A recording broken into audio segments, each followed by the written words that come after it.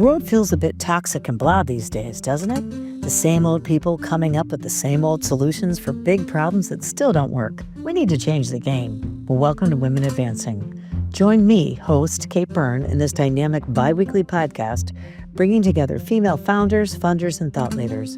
Listen to the people driving change, how they got there, how you can help, and yep, how you might just be the next one to advance. Proof that all ships rise with women at the helm. That's what happens when Women Advance with Kate Byrne.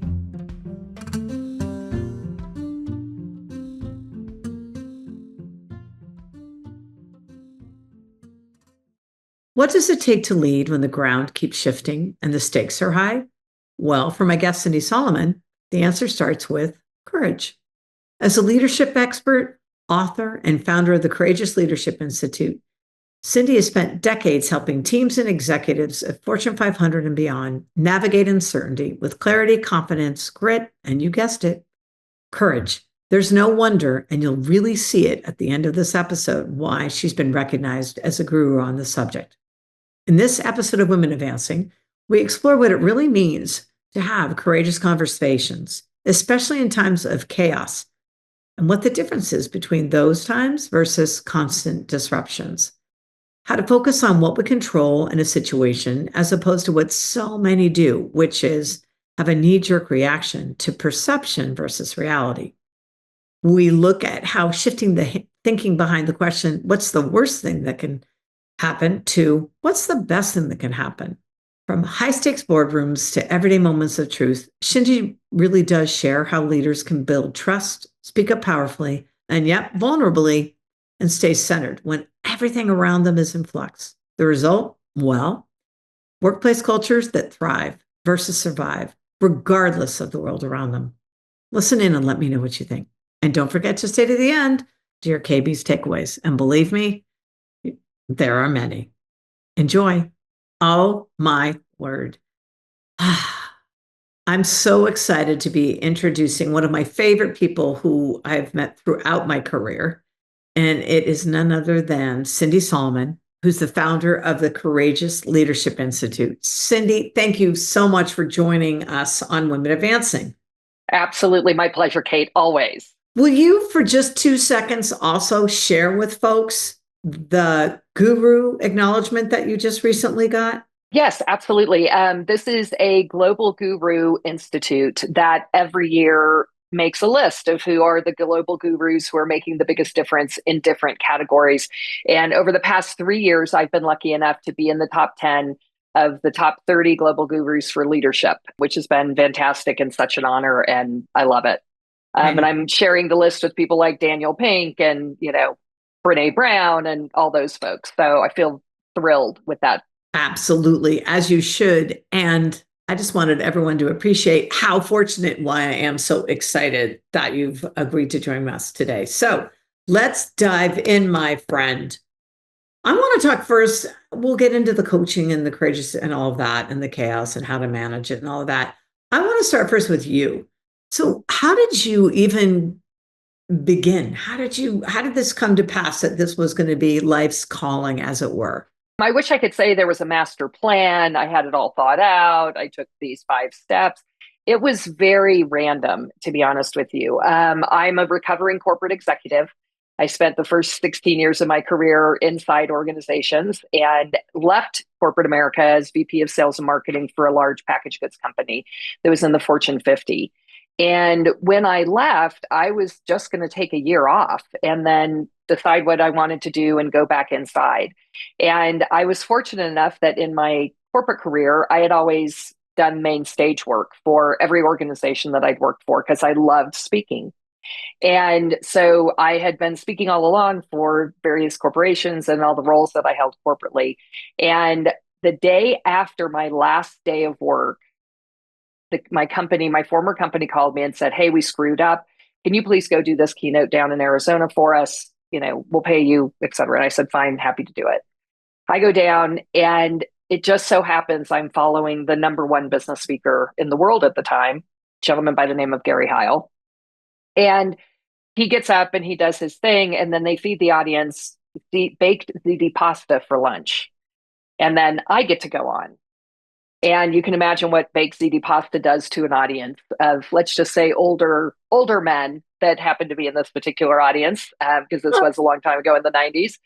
And I had to wake them up. So I did a 10-minute comedy routine about Gary Heil's speech and all the things that I disagreed with in his presentation, and to wake them up and then launch into my presentation.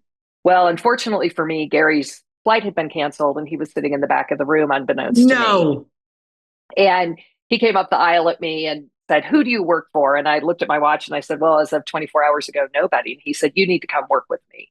And I was like, "Doing what?" And he said, "Speaking." And I was like, "Somebody will pay me to speak. Okay."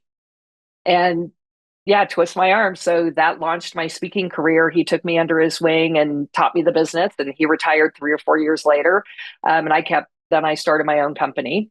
And then I started the leadership development piece of it really only about 12 to 13 years ago, when I had people coming to me saying, "Hey, your keynote was great, but now you need to teach our leaders how to do what you're talking about." And Right. that's when we started to scale. And that's when we became a global leadership development company. It was really about 12 to 13 years ago. Oh my gosh. Well, and so now you've coached and trained all these thousands of leaders across every industry. We talk a lot about, when you were one of the first who really talked about this whole notion of courageous leadership Mhm. and courageous conversation. How has courageous leadership, in your mind, kind of evolved over the years?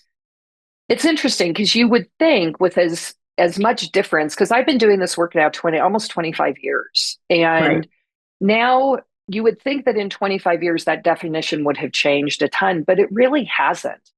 Courageous leadership to me, especially right now, is simply a set of skills that you can choose to nurture and build if you want to be more courageous, in whether it's in your work or in your life. And those skills, while they've changed a little bit, most of them haven't changed a lot. We talk about the first step to courageous leadership is taking a pause. Now, is that harder to do today than it was in 1996 when I started this? Absolutely. We didn't have phones and watches and everything communicating with us constantly. Is it harder? Yes. But is the skill the same? Yes. So interestingly, it hasn't changed a lot. And we're talking also just about courage, because you've talked a bit about courage and how it's not a trait, but it's actually a skill. What's a moment in your own leadership as you've had to make decisions and changing and shifting and all of this, and even frankly, probably taking the company once Gary handed the keys over? Mhm. What's a moment in your own leadership where you had to actually walk the talk and it wasn't easy? Well, I mean, the most recent example is COVID, Yeah. obviously. When I had a global live leadership company on March 11th, and then on March 13th, I had to figure out how to be a virtual global leadership company. And it was, we talk a lot about in any kind of leadership, whether it's courageous leadership or other things that you do, that you practice your leadership skills so much that it becomes muscle memory. So that when the Right. chaos does hit, you're able to start doing things automatically. So you don't fall back into old habits and panic and just react. Right. And I tell you, it took every ounce of my being to, and let's be clear, I panicked. I'm sure like we all did. The first Yeah. 2 weeks were just, I don't even remember them. They're just a blur. But after that, I had to take a breath and really apply my own learnings. And I even did things that we teach in our kind of our Courageous Leadership 101 class, like figuring out how to, what are my true strengths? How can I apply those to what's happening right now? Okay. How can I take a pause every single day and make choices about how I'm going to spend my time that day? The effort of that, I'd be sitting here sweating with the effort of not simply reacting and going back to old ways of doing things. Well, so I was just thinking, because up to that time, I would think just the fact that there was so much in real life and being in the same room, that kind of thing, and that playing Mm-hmm. such a big role. Clearly, though, moving forward, because you're very successful, it was a surprise, had to have been a surprise that, wait, actually, people are still kind of getting what I'm saying. It's Right. still landing. Yeah, it's still landing, but I had to teach myself entirely different techniques to have it land in a virtual setting. From the technology to the logistics to my delivery to teaching all of my facilitators how to deliver different, how to structure the exercises and the trainings different. So yeah, it was really just, it was changing the tires on the car as it was flying down the highway.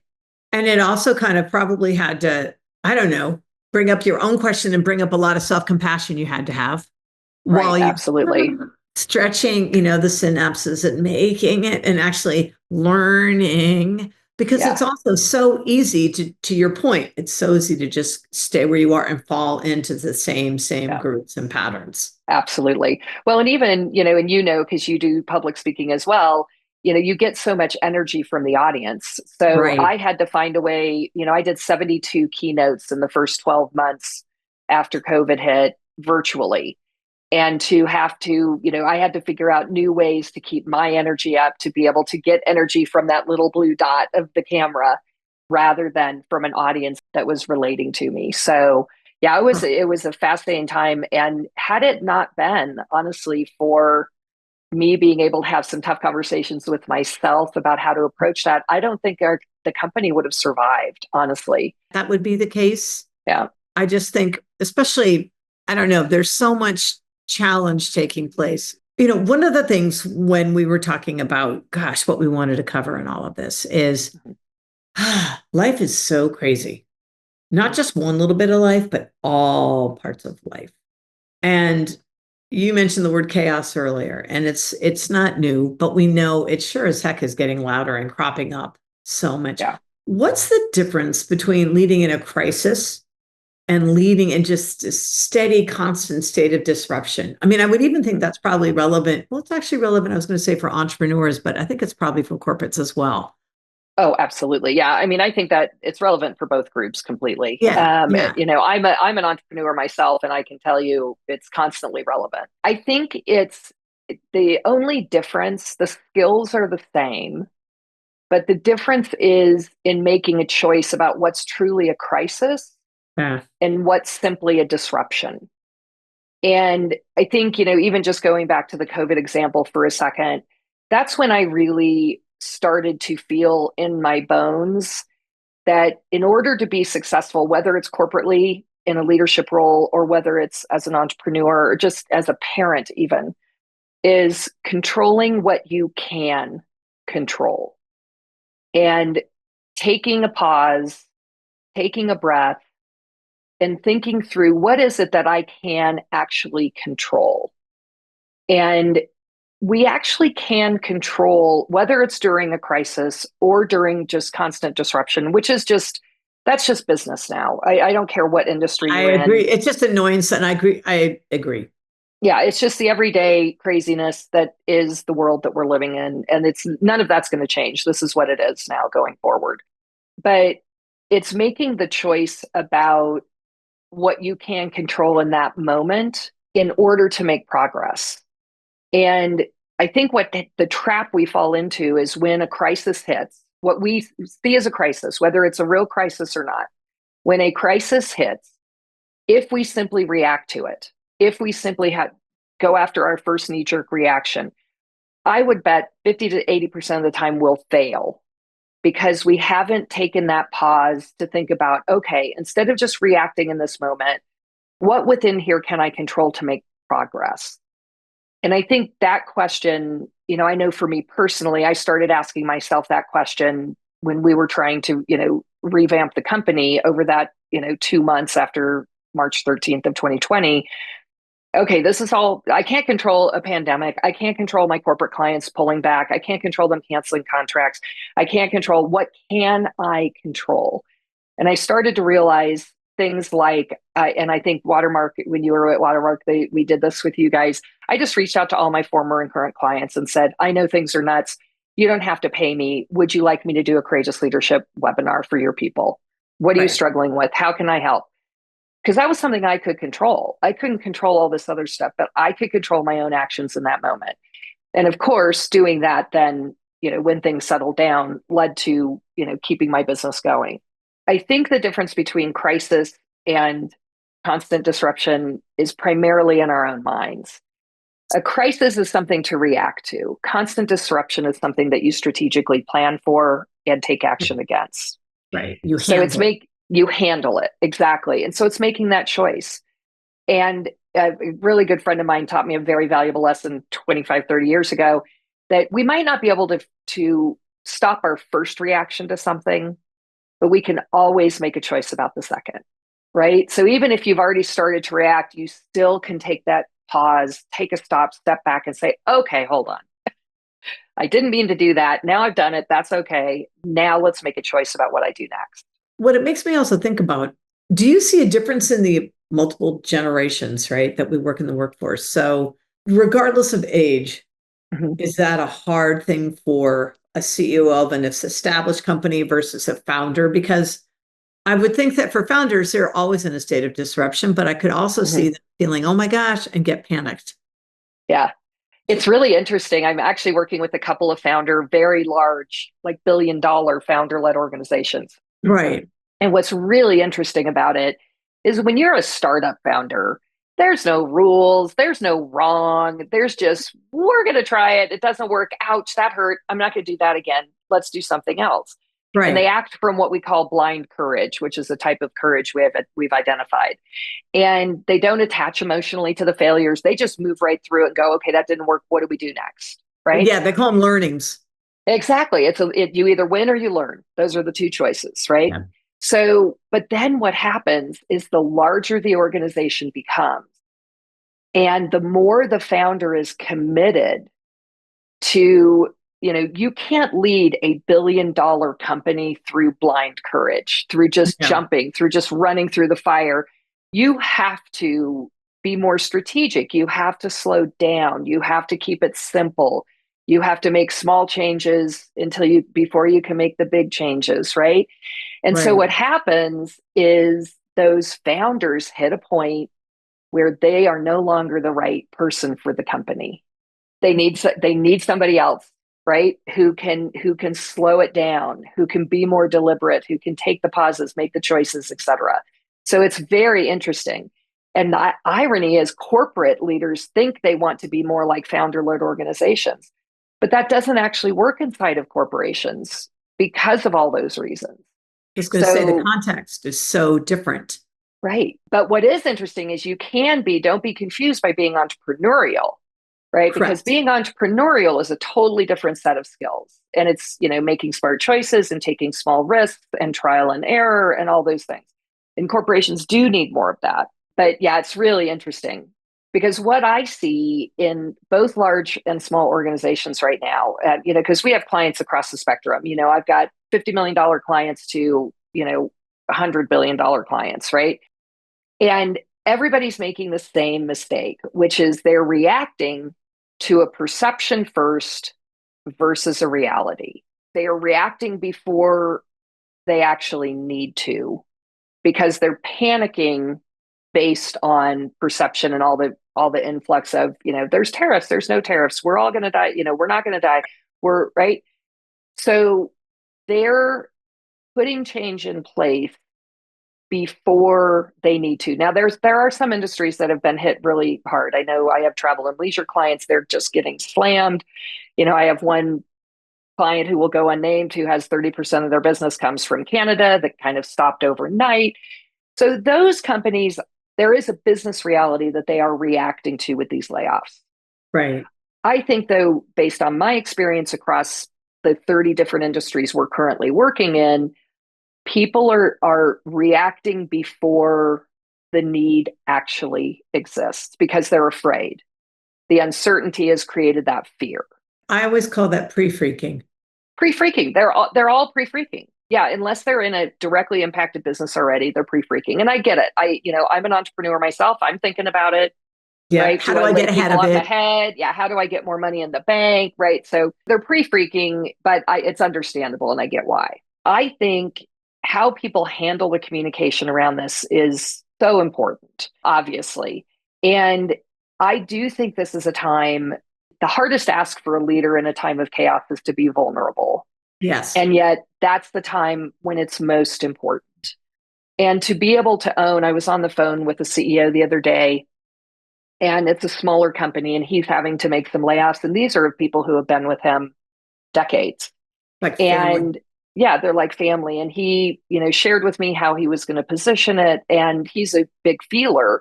And you didn't get that at all from what he was saying. He wasn't talking about how it was impacting him. He wanted to, for all the right reasons, right? How does laying these people off make you feel? And he said, I feel heartbroken. I Mm. feel like I'm going to cry. I feel like it's like I can't get a full breath in my chest. And I said, that's what you need to tell them. You need to tell them that you know how horrible this is for them. And you know it because this is how you're feeling. And you also know that to keep the company going, this is because he's in retail and retail is just getting Oh, absolutely kicked hammered. around the block. And in order to keep the company going, this is what you have to do. And you know that it's a sacrifice on the parts of those people that you're having to let go.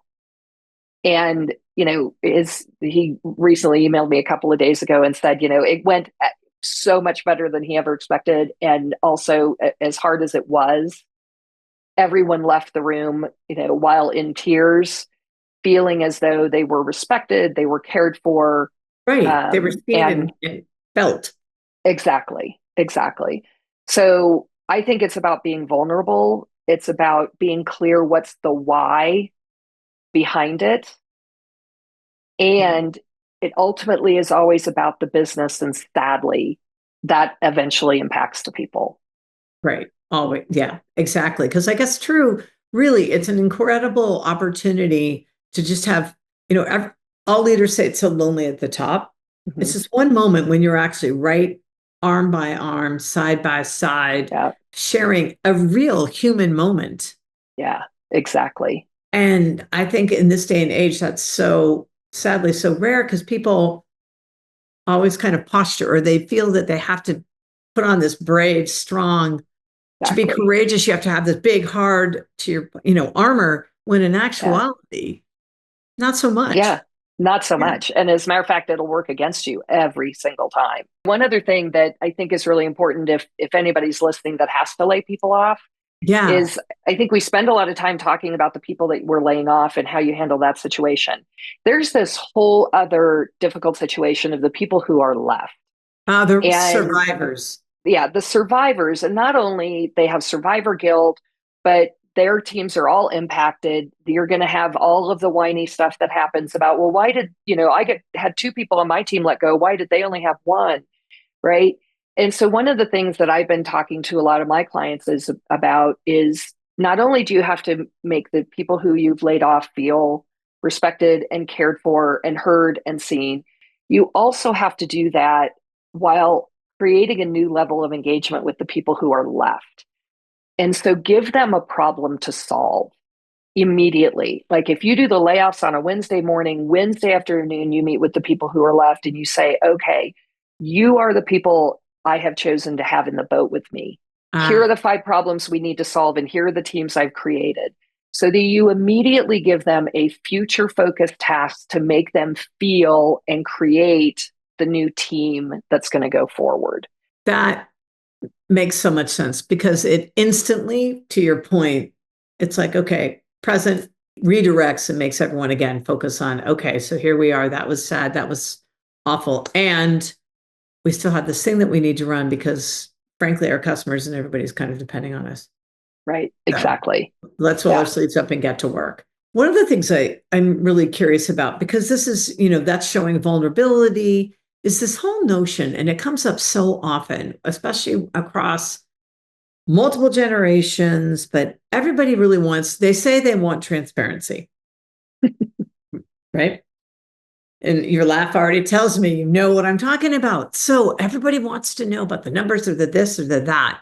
But then when I have often done that, shared that, I have, prefaced it with, I want to make sure, not to be weird, but that you're ready for it. Right. Because I'm happy to share these things, but I need to make sure you're going to understand it and you're not going to be, devastated when you Right. see red ink, right? When Yeah. you see a negative, when you see more than one zero, you know what I mean? What advice Yeah. would you give to people as we, yes, you want to provide clarity when there is none and transparency. How do we do that? I feel like we need to replace, because I agree with you. I mean, I think, Yeah. the transparency thing is really tricky. It can sometimes, many times, actually create more havoc rather than less havoc. I think we need to reframe that idea. And rather than talking about transparency, really talk about helping people understand the why of what's happening, either around them, to them, for them, below them, and being able to help people understand why these actions matter to the customer, to the business, to them. And I always believe that dopamine rules our lives, right? Dopamine, the happiness hormone, right? That you get when you're either winning or learning. Those are the two states where you get the biggest dopamine hit. It opens your mind up, it gives you energy, it makes you happy, creates engagement, does all the magical things. When people can connect their heads and their hearts, they get a dopamine release. And I think the head heart connection happens when they fully understand what they're contributing or what they can contribute and the why behind it. If you go to somebody and say, I need you to work these numbers up, okay, I'll do it. I'm going to work the numbers up. Rather than saying, one of the most important things post layoffs is that we find a way to increase X, Y, and Z and decrease X, Y, and Z over the next 4 weeks. Because if we do that, maybe we can hire some of these people back. Now, how engaged in working the numbers am I going to be? 10 to 100 times more. And the truth, well, you're telling the truth, which is great. Absolutely. It's otherwise people are just feeling like, oh my gosh, I'm just, kind of slave labor, just having to do this Mm-hmm. stuff. To what end? And will anything really ever come from it? Right, exactly. And I think that's what we should replace this transparency idea with, Uh, because I don't think it's about showing people the spreadsheet and the numbers. I think it's talking to them about why is it that we're having to take the actions that we're having to take, or I'm asking you to do the things I'm asking you to do, and how can you help me win? It's also honestly really making sure that everyone within the company understands that they're playing an active role. Even if Yeah, it's big, you may feel like you're just a number. You're really not. This is what your part is. And this is exactly. why it's crucial at all the Yep, levels, if it's 3 or 4 deep. So exactly. true. Kind of want to take a little shift over now to sort of this whole situation of women in the Hmm. workplace. Because you and I, that's how we got to know each other. And, the New York Times, God, when was it? Back in March, revealed a list of words we're not allowed to use, woman being one of them, which is the Yeah, dumb great. thing. Yes. But you've worked with so many top execs across all the different Fortune 500s. Senior women, sadly, not as many as we'd like, but nonetheless, how are senior women navigating this moment differently and what's shifting generationally? Great question. What I'm seeing, which I find fascinating, is what not necessarily what I would have expected to see. Senior, I think, for those women in the audience and for those men in this audience who care about the women in the audience, our allies, everyone knows that to be a senior executive woman, you have had to fight, you have had to negotiate, you have had to put your dukes up, you have had to figure out which battle to fight, you have had to deal with the chaos. You have had to deal with unfairness your entire career. So we are skilled at this, Yep. much more so than our male counterparts. We are also skilled at managing multiple levels of chaos in different parts of our lives at the same time. And again, which many, not all, but many of our male counterparts are not.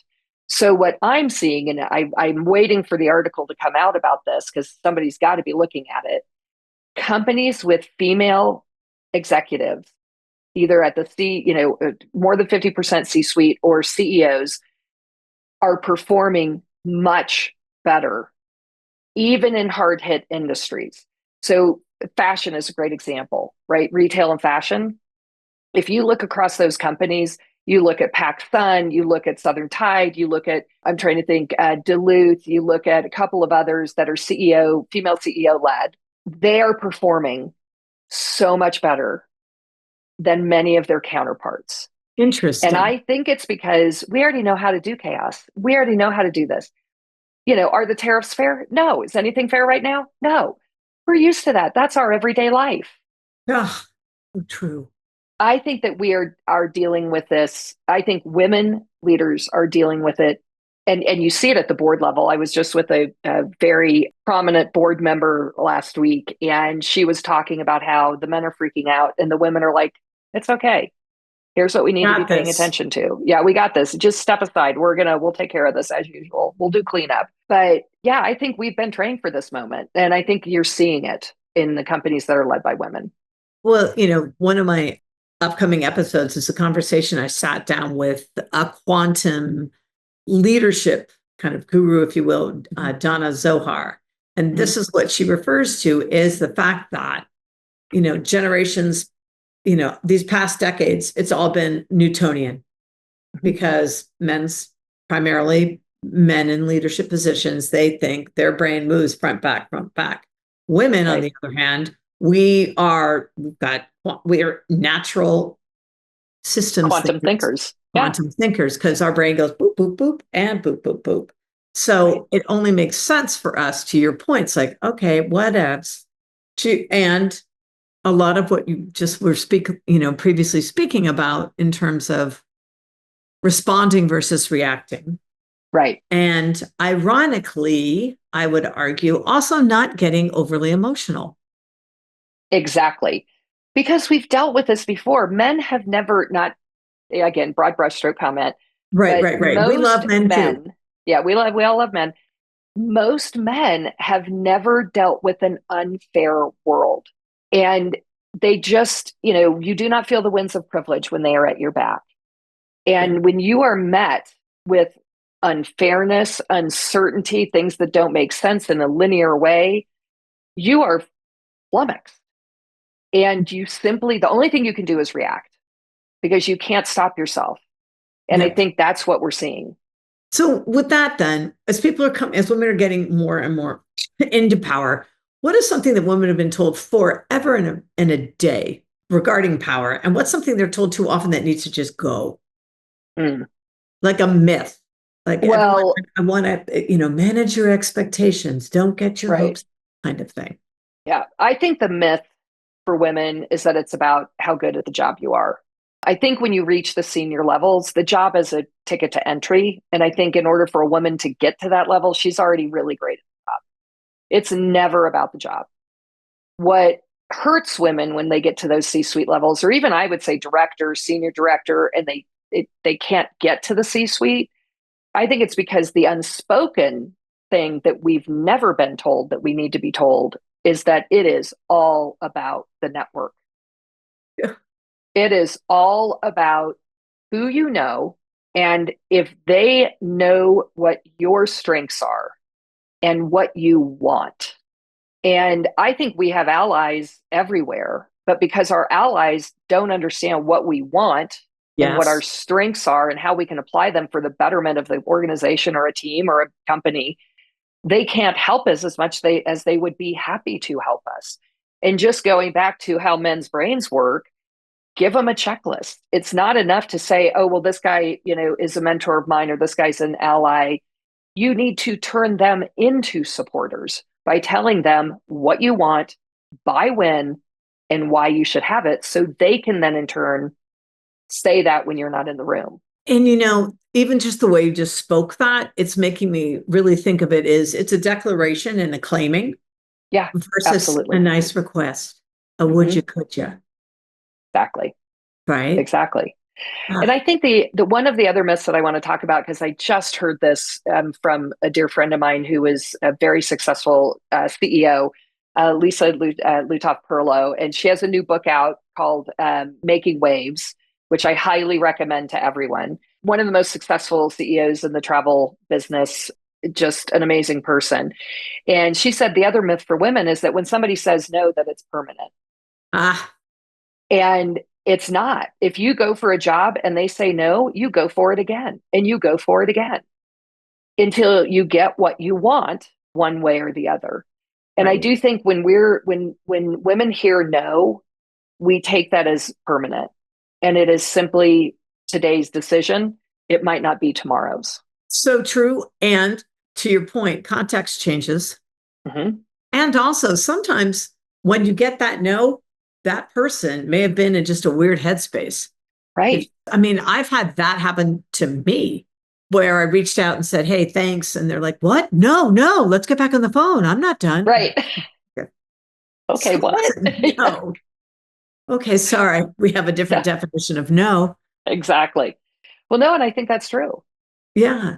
But now, how do we help emerging leaders not just speak up, but actually really stand up and get comfortable with that? Because I think too often, as you were just stating, it's women not saying, "This is what I want."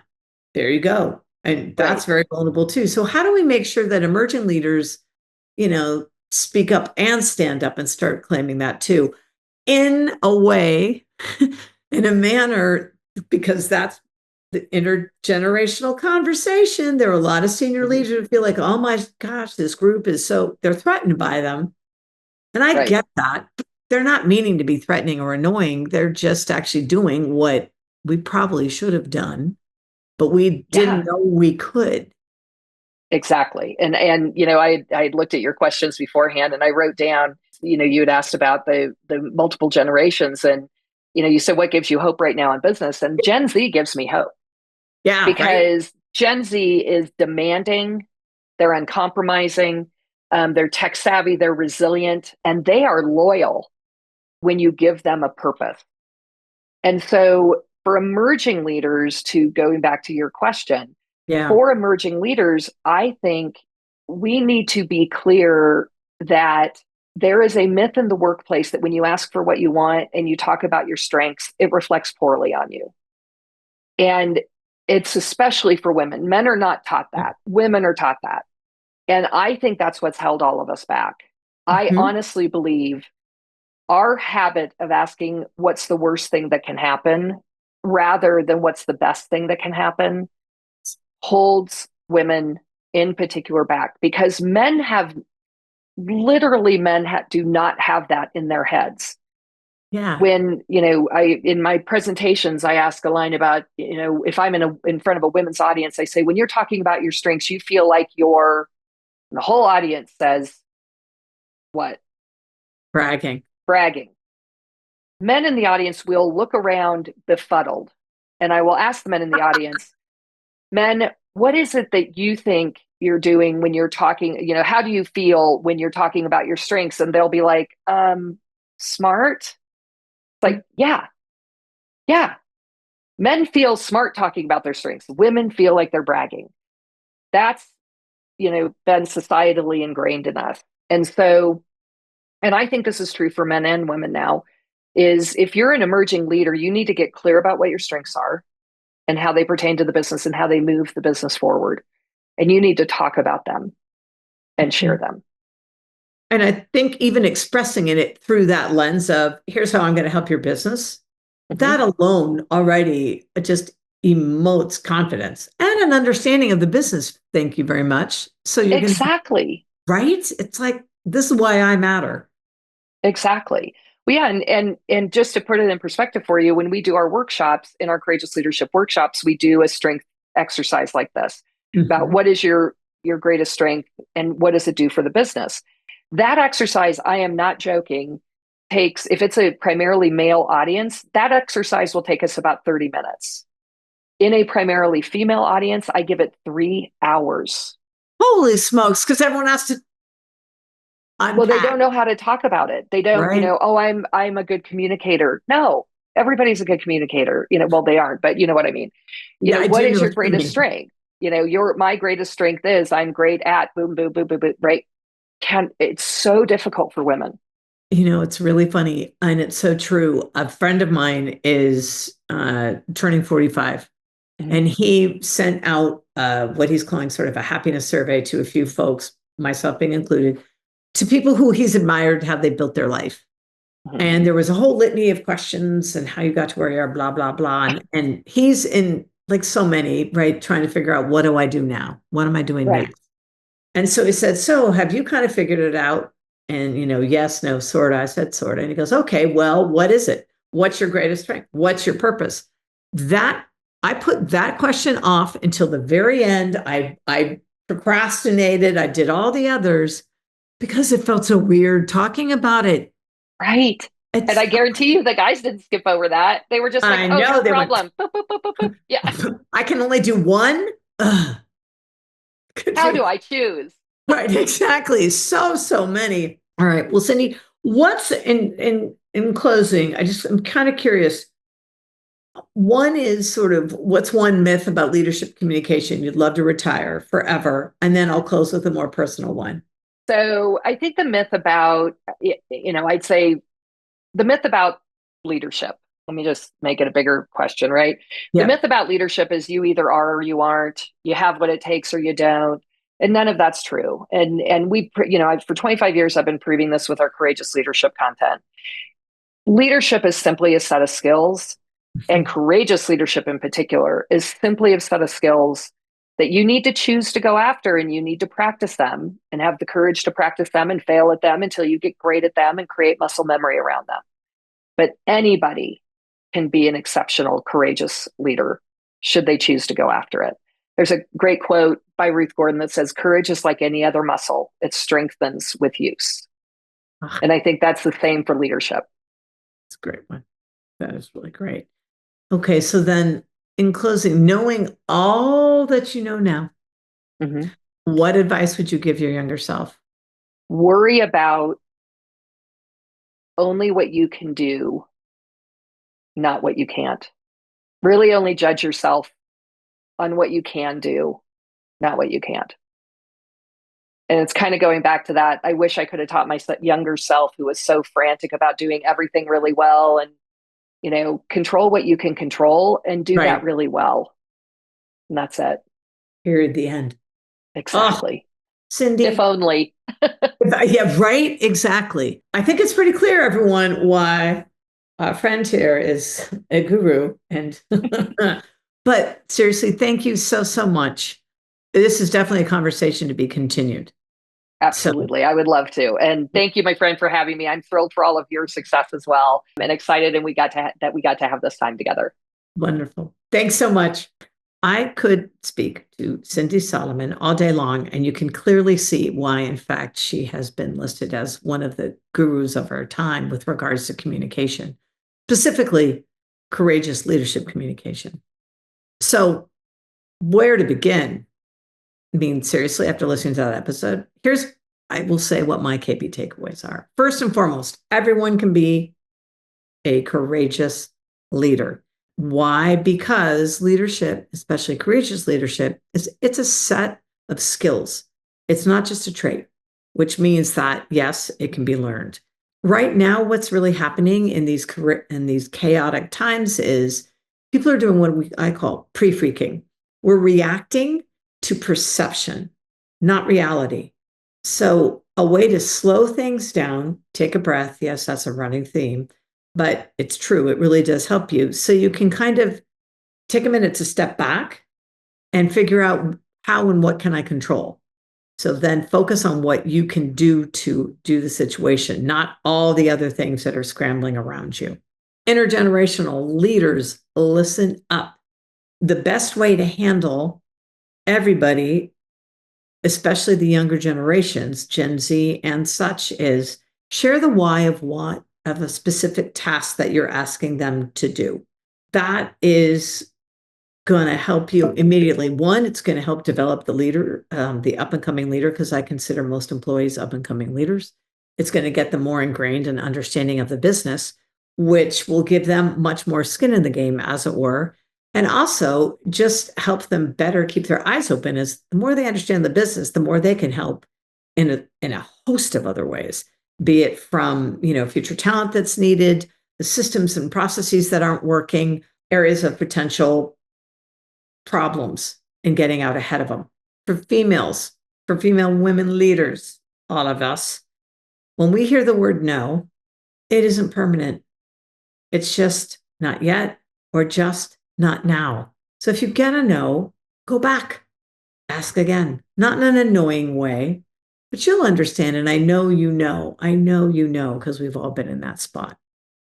And then When we are, and we do have the audience of someone who can help us, because the network is everything, be sure to have a really clear understanding and purely simple explanation of what it is you want and what you are good at, and get really comfortable about saying both of those things, especially the latter. Because the more comfortable you are speaking your truth, and that's what it is. You're not bragging. You're literally talking about a fact that I am good at X. So until we meet again, go practice saying those things. And I look forward to hearing how it comes about and what the changes are that you see. Until next time, we'll see you.